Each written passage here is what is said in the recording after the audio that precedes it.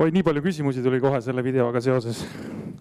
Et saab küsida, et sa mäletad 98 Budapestis tulid Euroopa meistriks, ka järgmisel hommikul oli suukorra probleeme.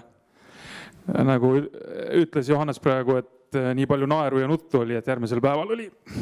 Ma isegi mäleta, et ma oleks nutnud, et naeru ilmselt oli rohkem. Selles suhtes see oli üks soomla Antti Pihlakoski iga kord meenutab seda momenti, kui ma peale võistlust olin WC-s ja Antti oli kõrval ja siis Lennart Meri helistas, et siis ta alati meenutab sellist lahedat vaheseika, et alati ikkagi mingile võistlusele ju tuleb selline mingi moment on ikkagi, mis on hetke situatsioonis on koomiline, aga mõnikord ta hakkab elama, mõnikord ei hakka elama, et mingil määral tuleb selline ajalooline seik tuleb ka juurde, mis võib-olla võimendab selliseid nagu huvitavaid nagu situatsioone.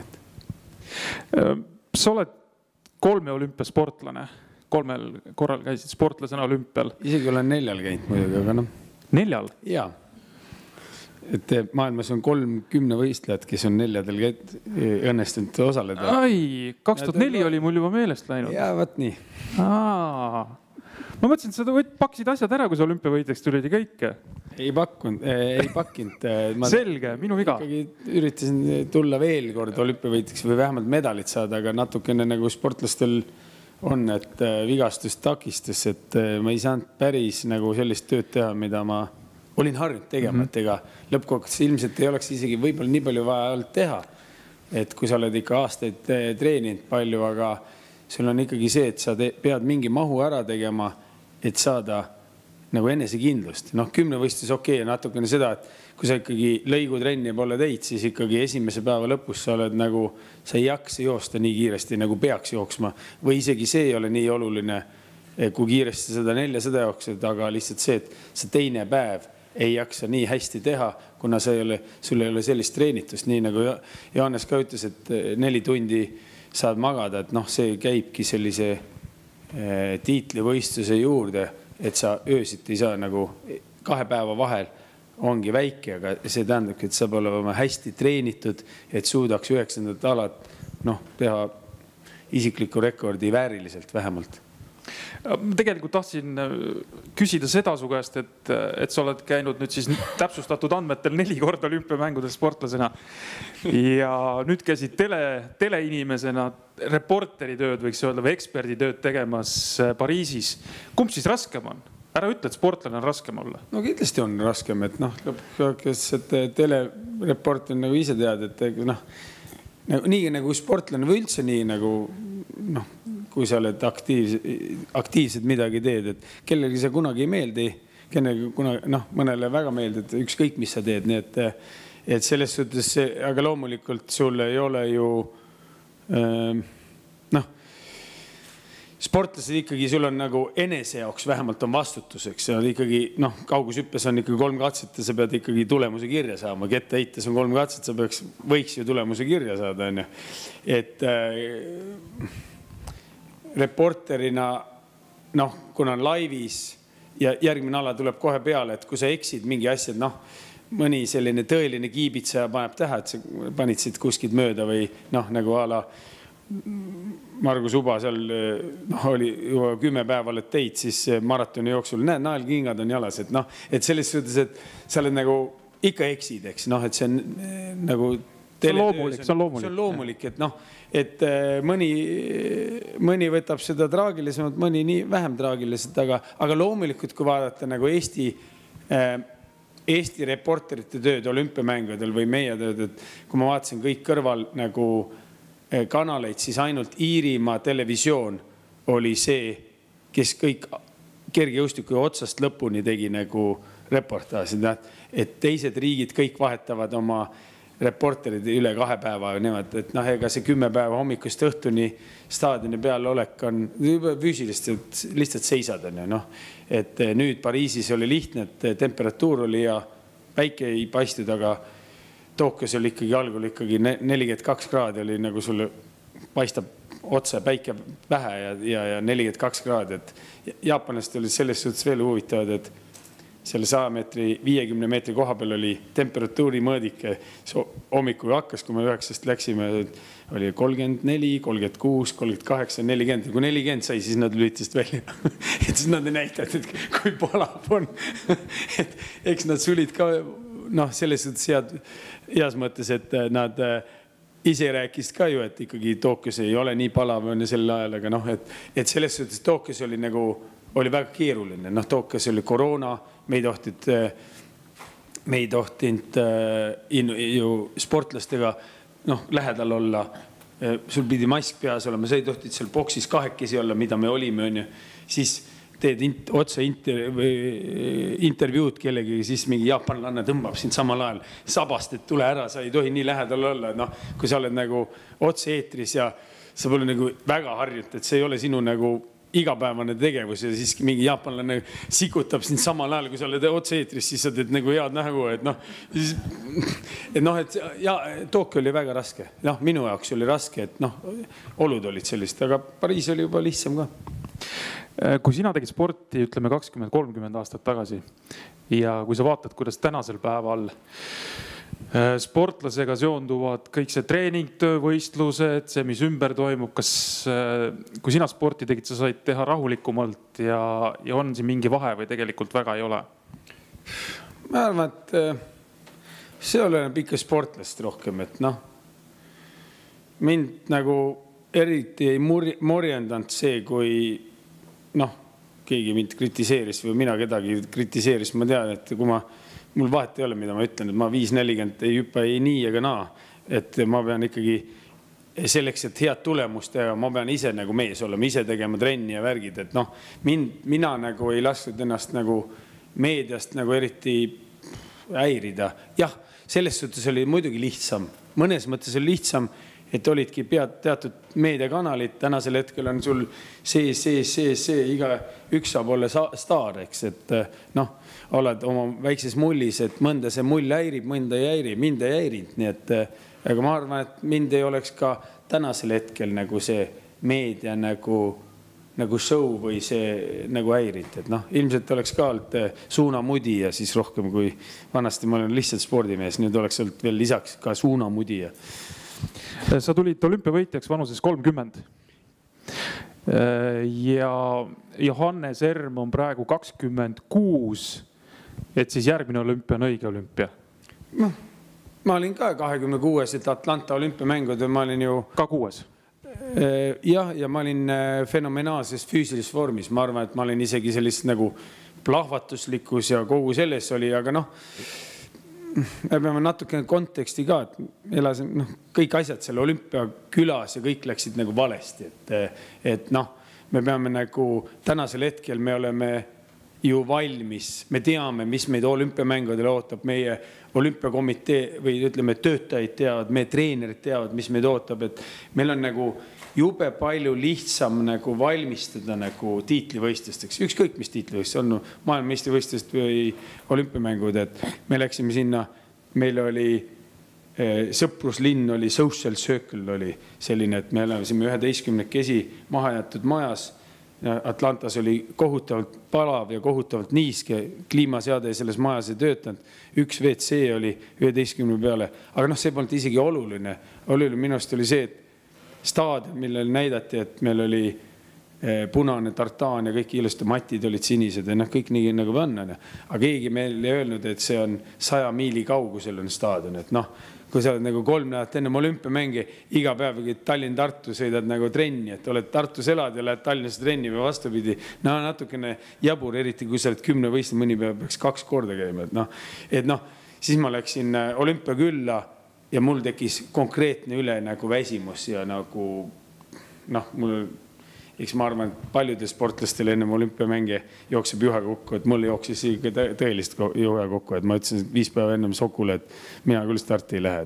Et sul on see olümpiakülas elamine ja kõik asjad, et Sydney jaoks ma seda üldse, ma teadsin, sihukest tsirkust ma enam ei tee. 99. aasta läksime Sydneysse, vaatasime, kus me elasime, Gold Coastis elamised, kõik asjad, meil oli paar päeva ennem seda võistlust läksime Sydneysse olümpiakülla oligi kõik, et noh, et sa nagu olid valmistama, et noh, et jah, ma oleks pidanud saama Atlantas juba medali, aga noh, nii ta on, et aga tänapäeval on natukene parem see, et ja mis ongi loogiline, et me ju areneme kõik, me teeme seminari ka, et võib-olla keegi saab targemaks isegi, mõni ei saa.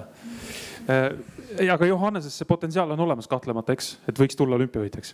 Ja ma arvan, kui sa oled ikka Euroopa meistriks tulnud, et loomulikult on, et ega siis nagu noh, sport areneb, tulemused arenevad, noh, mis on ka ju positiivne. Kindlasti me peame arvestama seda, et meil on tänapäeval teibad on paremad, meil on naelkingad on paremad, noh, mitmed tegurid, et me peame olema valmis oluliselt paremateks tulemusteks. Noh, aga see protsess on normaalne, aga füüsiline võimekus peab ikka ja vaimne võimekus peab olema paigas. Mis on Johannes Ermi pluss minu arust, et ta on nagu vaimselt on hästi tugev. Et ta ei nagu murjenda, et noh, kui me võtame, hüppame nagu ühel teisele kergejõustiku ala peale, et noh, näiteks Andrus Värnik oli ka super ees, ta on nagu sattud meil meediakangelaseks mingitel muudel asjadel, aga spordimehena ta oli fantastiline mees. Ja noh, ja temale sobis selline suur võistlus. Kaamera oli siin, see on tema koht. Noh, kui ütleme 90% sportlastes esimest korda läheb tiitlivõistlus, siis kaamera pannakse nina alla, siis noh, ei suuda enam keskenduda. Värnika, et pange üks veel, viskan veel kaugemale, et noh, et tema oli niuke mees, et kui ta Antsla staadionile viskas, siis pani 68, kaamera pandi ette, pani 87, noh, et tema jaoks oli vaja seda, et aga seda ongi nagu spordis vaja, et sa pead olema nagu valmis nagu võistlema oma, noh, see on vaimne pinge, kui sa talud seda, siis sa nagu saad hakkama, kui talu, siis noh, sa võid trenni ükskõik palju teha, miskid jääb puudu, et noh, alati ikkagi seda miskit on nagu veel vaja ja sul kas see on või ei ole ja seda ma arvan isegi ühegi seminari, ühegi noh, kusagilt ei leia, et inimesel peab olema mingid asjad nagu kaasantud. Kindlasti saab enesekindlust treenida, kõiki asju, sportliku võimeid saab treenida, aga mingi asi on veel, eks noh. Vaadates sinu tulemusi, siis sul ei olnud ka kaamerate vastu midagi?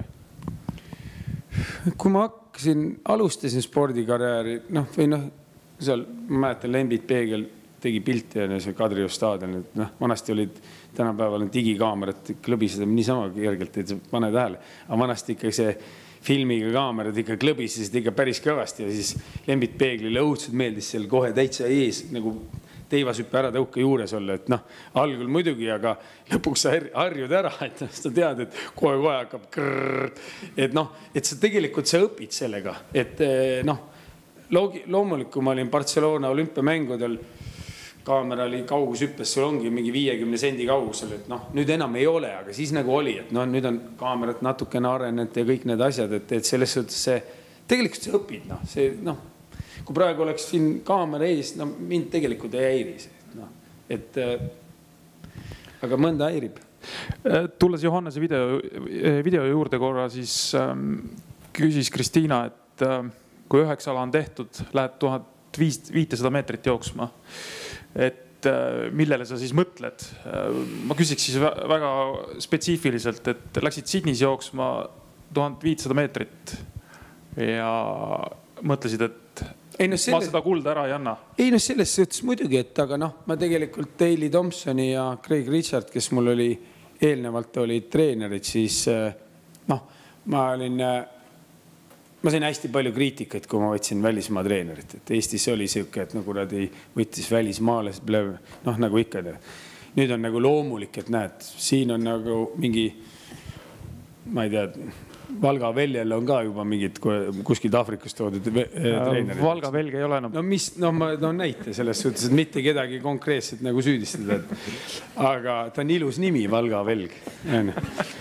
Et näiteks Tartu Võlg oleks ka lahe klubi, nii. Aga et selles suhtes see oli, aga ma mäletan neist nagu, mis on nagu ka tippspordis nagu hästi oluline. Et tegelikult, kui ma nüüd vaatasin ka nagu Pariisi olümpiamänge, siis mul ikkagi mõnikord tundes oli siuke tunne, et kurat, sportlast ikka võiks minna olümpiamängudele selliste treeneritega, kelle on nagu valmisolek oma õpilase õpetada nagu olümpiamängudel.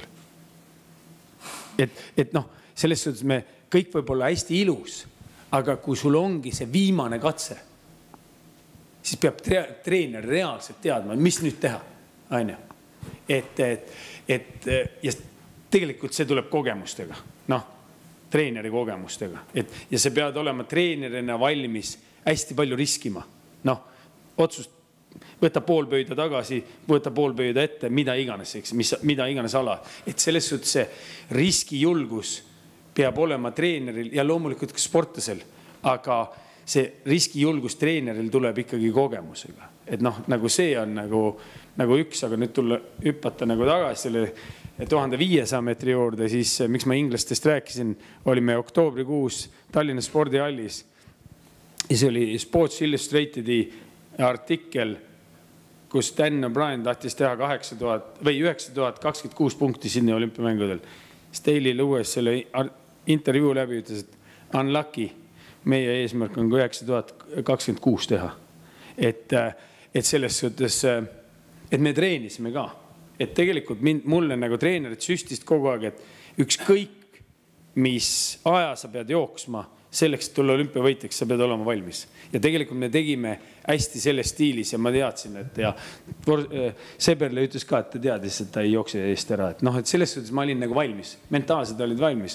Noh, vanemas noored, kui me hüppame nagu nüüd ütleme 20 aastat nooremad või 15 aastat nooremad 10 võistlejad, eks, või 10 aastat, 15 aastat, siis alati ennem 1500 ikkagi noored 10 võistlejad mõtlevad, et ma olen natukene nüüd väsinud, et järgmine 10 ma pingutan.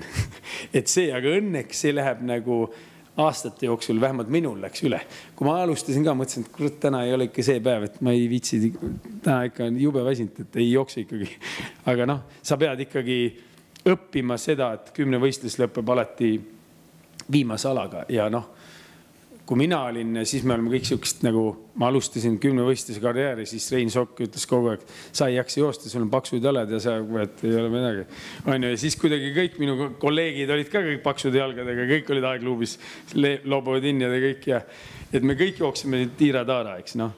Tänasel hetkel kõik jooksevad natukene kiiremini, et kui sa ikkagi vaatad, et 1 sekund on 6 punkti, kas jooksed 4.35 või 4.25 on 60 silma vahet, see on 1 meeter kuulis, mis näitab, et ta on ikka väga-väga kallis ala. Et noh, 1500 on no, ikkagi hea, kui on olemas ja mis on jälle Ermil, temal on olemas see potentsiaal joosta kiiresti, kui vaja on. Et noh, ta on nagu loomulik jooksumees. Eesti on hämmastav 10 võistlusriik. Meil küll rohkem olümpiavõitjaid ei ole kui sina, aga seal kõrges mängus on ikkagi on mehi, kui mitte igal olümpial, siis mõne olümpia järel. Ja see traditsioon ei pruugi katkeda, sest vaadates siin noorteklasside tulemusi jälle tuleb noori peale. Et mis asi see siis on? Et miks me oleme nii edukad? No, eks me peame hakkama siin esimest Klumperist hakkama pihta, on ju. See on kindlasti nagu üks, siis oli Uno Palu, kes tuli olümpiamängude 4. koha. Noh, ma arvan, kõige suurema sellise tõuke Eesti 10 võistluse stabiilsus on andnud ikkagi Fred Kudu tänu Rein Aunale, kes sattus liidu koondisse. Kudu oli seal samas kohal, sai Adi Dassleriga kokku, eks noh, hea tulemuse, eks ta siis lobistas ka, mina Fred Kudugi oli kahjuks kunagi kokku saanud on ja mina just tõusin, siis kui tema lahkuseks, et või noh, ma noore poisini hakkasin neid samme tegema, eks. Et ma arvan, et see, et me unustame nagu noh, tänapäeval noortel on jälle raske rääkida, et näed, et Eesti-Rootsi maavõistlus motiveeris Eesti sportlaseks. Ma mäletan, kui mina ja Donald Sild olime Tallinna spordiinternaat koolis, kui aeti välja selline, Kudu ajas välja sellise Eesti, Sveits ja Prantsusmaa maavõistlus on ju. Siis ma mäletan, kui kutid tulid Sveitsist ja seal Wonderil olid kõige uuemad Adidas tossud näitas, läksin spordipoodi, ostsin kõige uuemad. Et selles suhtes, et tänapäeval on jube raske nagu seletada noortele, millist motivatsiooni, ja kodule ikkagi oli need Adidas tossud olid siin, et ikkagi, kui pingutasid, siis said ja kui pingutad, et tegelikult ja siis need igast ametiühingu rahad ja värgid, et tulid Tartu Ülikooli õppima, said veel puudupunti, said tossud või naelad või mingid värgid, et see oli nii suur motivaator. Teine loomulikult oli see, et tulid ülikooli õppima, said Vene sõjaväest ära. See on jälle selline ulme, mida ei ole nagu lihtne seletada. Mul on nagu, ma võin oma lastele öelda, et vaat siuke värk oli. Tole.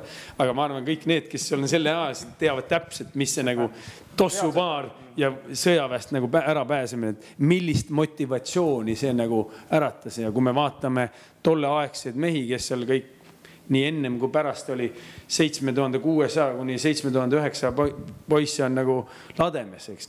Okei, meil olid treeniki tingimust, või tolle ajal olid viletsamad ja nii edasi. Aga see pani selle nagu ühe aluse. See oli selline, tekitas sellise laiapõhjalise treenerite teadmise, kuidas teha siukest nagu sitast saia, eks. Kuidas teha tavalisest junnist, kellel on motivatsioon teha mingi 7700 punkti mees, eks. Saab teha. Ma arvan küll saab teha, kui taha on ikkagi olemas, on nagu võimalik seda teha.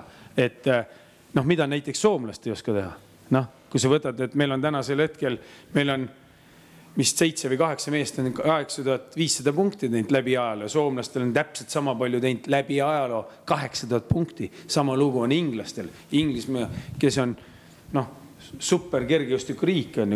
Daley Thompson loetakse üks läbi ajaloo parimaks Inglise kergejõustiklast. Isegi tema ei suutnud panna siukest laksu, et oleks, ma ei tea, 58 000 punkti meest. Et nii, et see on nagu see esimene tasand, ma arvan, mis pani sellise treenerite teadmise, et me teame ikkagi ala Kapa Kohilas ka treener teab, kuidas 10 võistlus käib, vähemalt teab 10 võistluste alade järjestust on, mida väga tihti meil, ma olen ikka mõelnud, et ei tea, kas mu ema teab. Kuigi ta alati räägib, kuidas ta jälgis seda jubedalt ja siis, ma ei tea, veresooned igal pool lõhkisid, aga emotsionaalsed on, aga ma ei ole päris kindel, kas nad ikka teavad, aga ikkagi see on nagu üks, eks. Ja teine loomulikult on, mis meil ikkagi on see, kui me räägime noorte järjekasvust, on ikkagi TV10 olümpiastarti. Aga ma arvan ka nüüd ma arvan, et meil ei ole mõtet nagu liiga palju seda ala 50, mida iganes aastad on, 55 vist on, või seal kandis on see TV10. Et ma arvan, et esimesed 10-20 aastat ei olnud see nii suur mõju. Seepärast, et TV10 ei haldanud kõiki Eesti sportlasi. Kergejõustikis vähemalt. Selles suhtes, ta oli kooli põhiline, ma mäletan, mu treeningkaaslane käis, oli Parksepa koolis, Parksepa kool osales, mina ei osanud. Anu Säärits käis kogu aeg iga aasta, et Erki tule au tõstama TV10, ma ütlesin, et põhimõtteliselt ma ei tule. Mul puudub igasugune puutuvus, mida õudselt häiris, et nagu kõik Eesti sport, nagu noored kergejõustikust ei pääse sinna.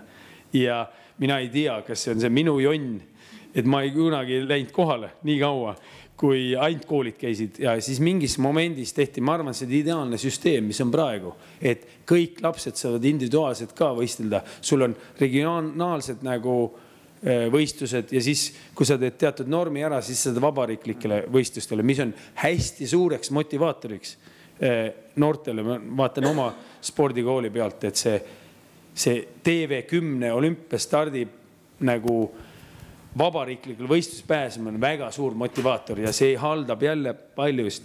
Meil on ikkagi see, et täna teed sprinti ja teivast, homme järgmisel etapil teed kuuli ja kõrgust, eks. Et selles suhtes see süsteem kindlasti on see, mis annab meile sellise igapäevase nagu stabiilse nagu laste peale tuleku. Aga mida ma olen kogu aeg ka Eesti Kergejõustiku Liidule nagu öelnud, et me ei tohi nagu väga palju nagu unistada ka, et meil on siin Erm ja Tilga ja Õiglane ja siis on mingi veel ja siis on veel on ju jube ilus elu on. Ongi, tänasel hetkel ongi kõigi aegade ju kõige kõvem keskmine tase, eks, läbi ajaloo, eks. Aga me peame ikkagi kogu aeg vaatama, et Eesti meistrivõistlused ikka, poisid ikkagi hüppaks teivast jookseks tõkkeid ja teeks nagu tehnilisi alasid, et noh, et me ei tohi nagu liiga palju ka nagu unistama jääda, et noh, jälle lihtne, et noh, Saksamaa saab ennast lubada, et Müncheni Bayerist või mida iganes Frankfurdist ei tule ühtegi küpimeest, tuleb 5 aasta pärast või siis tuleb Hamburgist, et 80 miljoni riigiga saavad lubada lollusi, meie ei tohi teha, et selles suhtes ma arvan, et meie nagu riigina peame ikkagi fokusseerima ja võib-olla isegi veel jõulisemalt ikkagi ongi, et ka minu klubi, et me nagu loomulikult me tegeleme igast teate jooksud, värgid, kõik lapsed jooksevad iga peale, aga ega reaalne on ikkagi elu see, et me ikkagi 100 meetris Los Angeles olümpial ikka ei ole raske nagu ei saa medalit. Toota on nagu niimoodi, mitte isegi medalit, me ärme isegi räägi medalit, et ega see samad moodi, et võtame meil on ju fenomenaalsel tasemel oli kettaheide, meil oli Tammerti Sass, siis tuli Kanter, siis oli Iisrael, siis oli Kupper, on ju. Ja Raul Rebane, kes kogu aeg ütleb, et mina tegin. Minu küsimus on, aga tee üks veel. On ju. Ja ära tee olümpiavõited. Ära tee olümpiavõited. See on nagu natukene, võib-olla natukene liiga nikerdama, on ju. Aga tee selline mees, kes pääseks olümpiamängudele. Et miks ma nagu seda ütlen, et me peame ikkagi nagu, et kui meil on nagu tipp olemas, siis me peame sinna juurde ehitama nagu alati nagu noori juurde. Meil on tegelikult paar väga head poissi kettaheites, kes võiks olla. Üks on Hiir, on ju. Siin on, et ta on Otepäält pärit, eks. Aga vist teeb Tartus trennis. Et meil on väga hea poiss on üks. Ja teine on Kupperi õepoeg, on ju, kes on ka väga hea, aga natukene et meile õudselt meeldib demokraatiat mängida, eks. Aga spordidemokraatia on ainult see, et sul on 100 meetri joon ja finiši joon on kõikidel ühes samas kohas. Rohkem demokraatia spordis ei ole. Et kõigil on samad reeglid, aga ütleme sinna, kes kiiremini sinna finišis saab, seal enam demokraatia maksa, seal mängib ikka see, kes on tugevam ja parem, eks, kes on rohkem trenni teinud ja kõik. Ja me eriti väikses riigis, et kui meil on ikkagi mõned andekad sportlased, milles meil on teadmised ka, võiksid olla, näiteks Rebase näol on meil ju kettaheites teadmist olemas, on ju, et siis me võiks ikkagi selle hiire kuhugi panna, on ju, kas või kassi, Rebase juurde ikka hiire, eks, läheb hästi kokku, on ju. Et selles suhtes, et me peame tegema, et me oleme nagu riigina peame hästi nagu fokusseeritud nagu lähenema. Et siin Tartus on ainult üks mees, kes tegeleb teivashüppega, Tallinnas on ka üks mees tegeleb, Tallinnas on 2 meest, on ju, aga tegelikult meil seda nagu tuleviku vaatepildist me peame ikkagi ka neid noori treenerid niimoodi koolitama, et nad annaks oma või mina annan oma teadmisi kellelegi edasi selleks, et me jätkuks, et me saaks targutada siin 10 või 15 aasta pärast sama juttu, et meil on uus mees on ja siin mingi Siim Susi tuli, Brisbane'ist tuli, sai see medali on või oli medali lähedal. Erkiga võibki lobisema jääda, selles mõttes väga hea on küsida. Küsid ühe küsimuse ja siis rohkem küsimusi. Et tegelikult praegu on selline, et ühe küsimuse saab küsida ja siis Erki vastab ja siis on aeg läbi. Ei. Et ühesõnaga annaks auditooriumi, olge head, küsige, kui on tekkinud Jaak. Sama järjekord.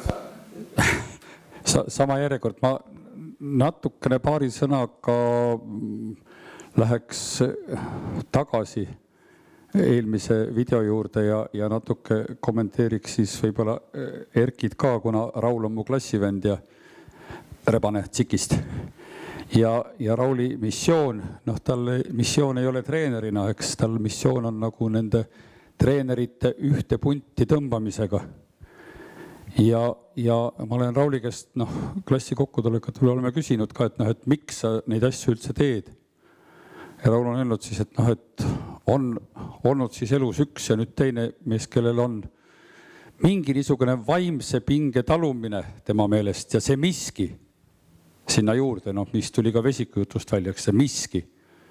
Ja kui ta sinna suudab siis koguda neid inimesi, kes seda aitavad, siis tegelikult tema osa on ju ainult see organisatoorne või see kokkupanemine, eks ole, et tal treenerina ei ole tal mingeid ambitsioone ja eesmärk, et aga see koht, et ta suudab vedada, kas või klassivend Ojandi sinna juurde või mis iganes, kõik juba 8-10 käivad mehed paraku.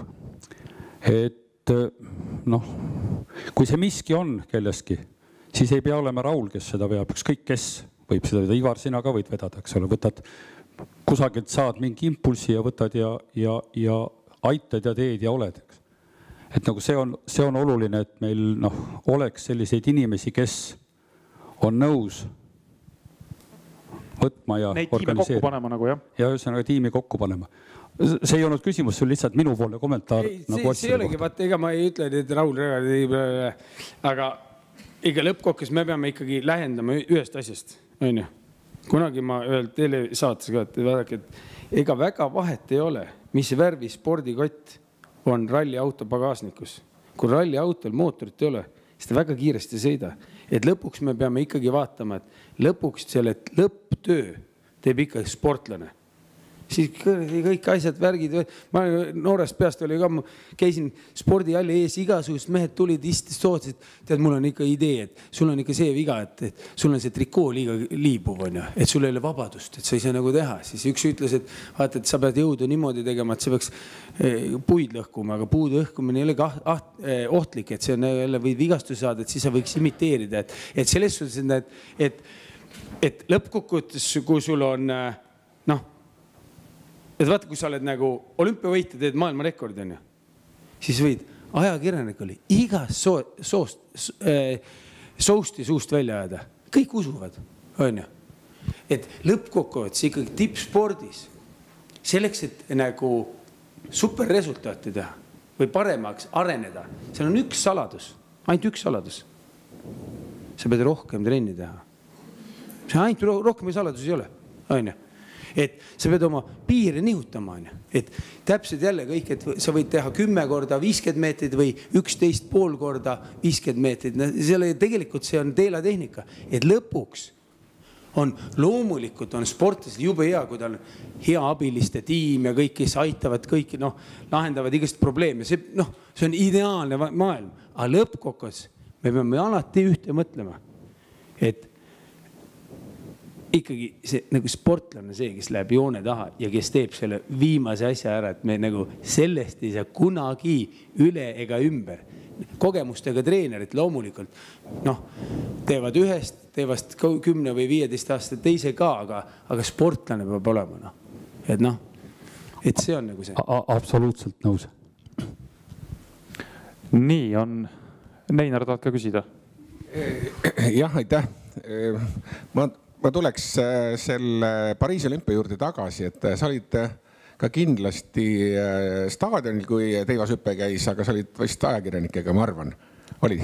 Ma olin teisel pool. Ja. Aga me olime kogu see Eesti kamp, kogunesime sinna sektorisse, kus teivashüppe käis. Ja see emotsioon, mida tegelikult sealt saadi kogu staadionile, kus seal Snoop pani ka sellest pärast video, meie õiglane hüppas seal ja meie kõige varemal ehk eelneval esinejal läks see teivas just kehvaks, aga siis staadion oli täiesti eestlaste kontrolli all ja ma mäletan, kui me väiksed riigid ei teadnud, mis see Eesti on, siis peale seda meeste 10 võistluse teivashüpet igal juhul me olime tõelised rahvusvahelised tegijad ja ma mäletan ka sinu Edmontoni seda MM-i, kui me Kanadas olime ja me tegime tegelikult sealt hakkas peale seda Erki Noole fännklaab, me tegime need kollased särgid ja me mõtlesime, kuidas me rahvusvahelise pilti saime. Me kogunesime nende kollaste särkidega siis alati ühte kohta ja me karjusime ja alati saime rahvusvahelist telepildi, me õppisime need nipid ära seal, aga siin ei olnud ühtegi rohkem nippi, vaid eestlasel hästi palju seal Pariisis ja see teivas oli tegelikult tõeliselt selline, kus pärast seda võis kõik eestlased käia, tulemust küll läks, nagu te teate kõik, aga see, mis seal staadionilis, see kõik need, aga seda nagu ei kajastunud siin nii hästi, et võib-olla sa kommenteerid juurde. Ma arvan, et ikkagi inimesed said oma emotsiooni kätte, aga see võistlus oli tõesti, et oli nagu tõeline ebaõnnestumine ja tõeline nagu nagu õnnestumine õiglase näol. Ja siis oli Karel Tilgaali, kes oli nii ja naa, eks noh. Okei, see üks kukkumine, noh, lihtsalt nagu... Snoop Dogg tegi sellest ju sukse video. No see, et nagu tänapäeval see sotsiaalmeedia viskab, noh, sul on,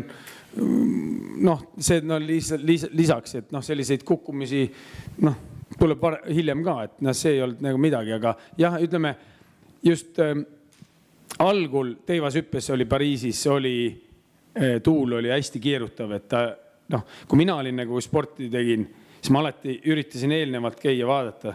Noh, iga staadion on erineva arhitektuuriga ja tegelikult see peaks ikkagi, vähemalt mina jälgisin niimoodi, vaatasin, et kui tuul tuli sisse sealt nagu teisest staadion otsast, kui kaua ta võtab aega, et ta ringi peale teeb, et kui sul minut aega on aega, et kas sa viimase 15 sekundit sul tasub seda tuult oodata või ei tasu, et noh, okei, sa kunagi ei saa, aga sa ikkagi enam-vähem saad planeerida, kas 40 sekundiga mina võtsin aega, ma vaatasin, ma üritasin nagu, et noh, kas sa riskid seda 5 sekundit veel oodata või ei riski, eks noh, mõnikord tuleb veel suuremaks, läheb see tuul. Nii et seda loogikat, aga algul meie poisid alustasid just soojendusel oli hästi selline hästi keerutav tuul. Väga rasked tingimused olid, noh, mis Johannesel üldse ei sobinud, pärast oli oluliselt paremad, kui õiglane hüppas seal hiljem, ta oli natukene teises sektoris ka, seal oli natukene see tuule, ei tuld sealt kurvist ja kotist ei tuld nii tugevalt välja, nii et noh, tal nagu vedas, eks spordis on vahepeal nagu õnne ka vaja, et noh, ootad, ma mäletan, me olime Göteborgi maailmameistrivõistlustel, Petri Keskitool oli kõrvalsektoris, tal tuli 6 meetrit tagant tuul kaugus hüppas isikliku rekordi mingi 30 sentimeetriga. Mina läksin 30 sekki hiljem, 2 meetrit vastu tuul. Et noh, selles suhtes, et mõnikord, noh, harva joppab nii, aga mõnikord joppab nii, et noh, seekord oli õiglasel nagu läks kõik hästi, tegi show, värgid ja Ermil läks tagurpidi, tegi ka show, aga me saime kõik emotsiooni, aga tagurpidi emotsiooni, aga iga emotsioon on ikka spordivõistluse emotsioon. Ja ma küsin siia vahele, kohe Kairis saab ka sõna, et 9000 punkti Eesti 10 võistleja poolt tuleb millal? Ma ei tea, siis kui esimene mees teeb. Millal teeb? No, eks siin paar aastat on aega, ma arvan. Et, no. Mu küsimus oligi, et tuleb see lähemal perioodil või kaugemal perioodil? No ma arvan, et kui ta tuleb, siis ta tuleb järgmise 3 aasta jooksul. Noh, jah, ma ikka pigem pakun 3 aasta jooksul peaks ära tegema. Noh, selles suhtes, et meil on siuke suured, pikad, aegalt on ühel küün valutab, teisel on näpp valutab, et noh, et siin ikkagi peab see nagu suurtel meestel see nagu valutamise nagu värk on, käib nagu... Aga sul ei valutanud? Valutus ikka. Aga meil oli see lugu, et tol ajal oli Eesti spordisüsteemis oli rahastamissüsteem teine. Nii kui sa rääkisid, et sa olid vigane, siis võeti olümpiakomitee võttis raha ära. Vigastu sportlastelt mõtled tänapäeval nagu iga inimese põhifunktsioon on öelda, kui haige ta on, eks noh. Kuna haigekassa ka, kõik, noh, me oleme kõik haiged inimesed, mõni on ATH mees, mõni on, noh, varem kõik olid närviprobleemid, see langes õnneks ära koos nende liibuvate teksapükstega, et nüüd on uus haigus, eks, et moehaigus, noh, meil käivad need haigused, aga tol ajal ei tohtid sinna, et noh, et mina ikkagi ju oma spordikarjääril, mul nagu meeldib see, et meil enamus 10 võistled, et Erki Nool ei olnud kunagi, noh, vigastus ei olnud, et aga ma ikkagi spordikarjääri jooksul mest aktiivses oli vist 4 operatsiooni või midagi säärast, et enamus 10 võistled lõpetavad niimoodi spordikarjääri, et ei ole ühtegi korda lõikusel käid, et oli ikka valu, aga lihtsalt see tippspordi juurde käib valu kannatamine, see nagu loota ja oodata sellist sportlast või 10 võistled eriti, kes ütleks, ma viimase 3 aasta jooksul ei ole kunagi haige olnud, et noh, ma jätan Mihkel Maarne juures spordimeditsiini sihtasutusel suvel või kuskil Erm oli seal, istus Aivar Karatom oli, mis sul viga on? Erm ütles, ma olen 10 võistleja. Ja ma arvan, et see on nagu selline nagu, noh, asja kokkuvõte. Kairis, ole hea. Aitäh. Sinu kommentaare telekast Pariisi OM-ilt oli lausa lust vaadata. Minu meelest üks väga suur õnnestumine nende olümpiamängude ülekannete osas. Need olid professionaalsed, täpsed, humoorikad, väga hea ajakasutusega. Ja minu küsimus on, et kuidas sa nendeks selleks valmistusid? Kas sa jälgisid kedagi täpselt? Kuidas sa valmistusid selleks tööks? Aitäh kõigepealt. Kiitust on alati hea saada. Aga selles suhtes ma ei valmistunud, aga mina mõtlesin küll, et mul ei ole mõtet hakata rääkima, et oi, esimesel ajal on see ja teisel ajal on see ja kolmandal on see, et see ei ole minu teema, et ma ise eelnevalt mõtlesin ja me tegelikult leppisime telega kokku ka, et mina kommenteeringi tehnilist sooritust või ja eriti eestlaste sooritust, et see oli põhiline, et võtaks tipud või medali favoriidid ja siis kindlasti Eesti sportlaste sooritused, et see oli selle peale me mängisime, et ja meil on ikkagi staadioni peal on sulle nii hea vaadata ka, et kuna me ei pidanud kogu aeg lobisema, et siis sa saad ikkagi jälgida ka, kuidas eestlased, Elisabeth Pihele hüppab kõrgust või poisid hüppavad teivast ja et sa ikkagi visuaalselt ka näed tegelikult paremini, et sa distantsilt sa näed ikkagi paremini rütmi kui teles, et näiteks Mondo Duplantise viimase katse, ma olin umbes 4 sammu enne, ma sain aru, et hüppab üle, et tal oli hoopis teistsugune kiirendus kui 2 eelnevat katsed, et sa distantsilt näed natukene seda rütmi paremini ja sul on parem ka jälgida kui telepildis, et see on kettaites, meil olid head kohad ka muidugi, et meil oli pilt hea ja meil oli ka teleekraan oli olemas veel lisaks, nii et see kord, kui ma ütlesin eelmine kord seda Tokyoga võrdles, siis nüüd meil oli ikkagi iPadid olemas, et me nägime ka veel lisaks enda juures ja saime tagasi minna statistikat. Muidu oli, Tokyos oli niimoodi, et sa vaatad ekraani peal, et see jooksis nii kiiresti, aga kui see sportlane tuleb sinu juurde, juba on läinud, et sa ei taha eksida ka sajandikudega mööda panna, kui mõni ikkagi jälgib väga tähelepanelikult neid tulemusi. Et nüüd oli meil natukene ikkagi lihtsam, et me olime selles suhtes, me olime valmistunud, et meil oli oma andmebaas, me jälgisime, ma vaatasin, et siis, ja kui keegi ma nägin, et hakkab tulema sealt, siis ma läksin igaks juhuks vaatasin üle veel, et need oleks enam-vähem numbrid, läheks kokku. Elu areneb seal staadioni kõrval ka siis või staadionil tribüünil, et Kaili viimane küsimus. Viimane küsimus ja järgmine nädal valime EOK presidenti. Miks me ei näe Erki Noort debattides? Ma ei oska vastata sellele küsimusele. Meil on nii palju tugevaid, suuri ja tugevaid mehi ja naisi või sitkeid naisi, et sellepärast, et ma arvan, et seekord, ma olen ju 8 aastat tagasi üritasin, et siis oli poliitikud lubasid ühte ja ma tegelikult läksin valimiskampaaniasse, et eks siin on natuke liiga palju võib-olla poliitikat ja ma läksin ju 8 aastat tagasi teatud toetusega, siis mängiti lihtsalt poliitilist naised ümber, mis minu tolle aja 8 aasta, mille peale ma olen natukene löödud, et ma olin Riigikogus olnud päris kaua. Et ma tean, et poliitikud ongi kaabakad, et nad oleks võinud lihtsalt mulle võtta telefoni vastu, kuigi ma helistasin, et vaata Erki, me mängisime oma hääled teise mehe peale. Ma poleks olnud, aga lihtsalt, et ma ei oleks seda 2 kuud lolli mänginud. Käid ikka, sa valmistad, sa teed valimisprogrammid, värgid. Ma arvan, et ma tegin väga korraliku valimisprogrammi just noorte liikumise ja kõike asja peale, et me ikka võtsime hästi põhjaliku. Me ei näinud niimoodi, et multi siit kaasame ja kõik, et see on tore küll, et me muudkui kaasame. Me oleme ka kõik kaasatud siin praegu vestluses, aga lõpuks jah, võib-olla kunagi on, aga ma kahtlen selles. ma praegu olen 2 asepresidendi kandidaat olen, et nii, et ühe olümpiavõitja ilmselt tõenäoliselt me saame.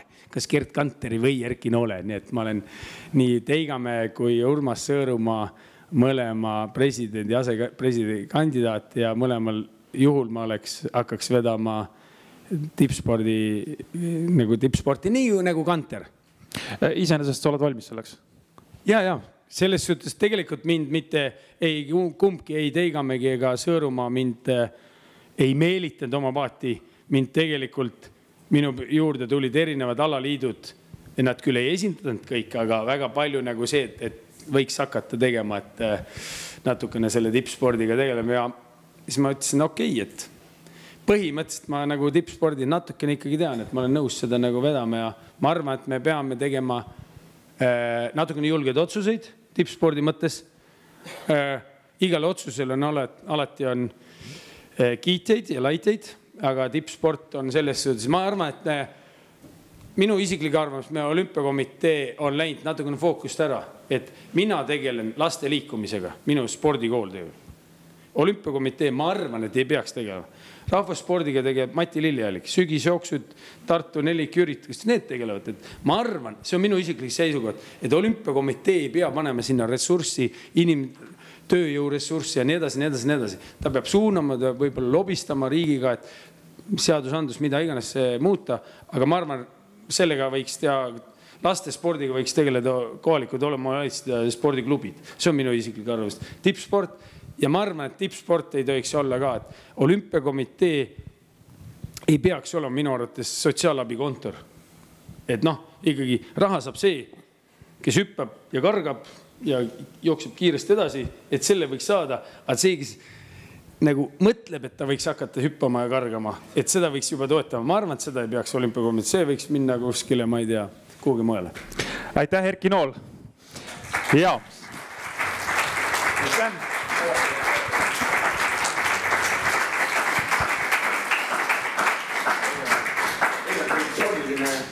Pudel ka, jah, aga me kõik teavad, mis pudelis on, see vana Krika kombe kohas, et on õli. Seda peab ennem käraka võtmist võtmist. Ja sisuliselt ja tuleb tähtsel tulemast ja väga huvitav ja sisuka programmi.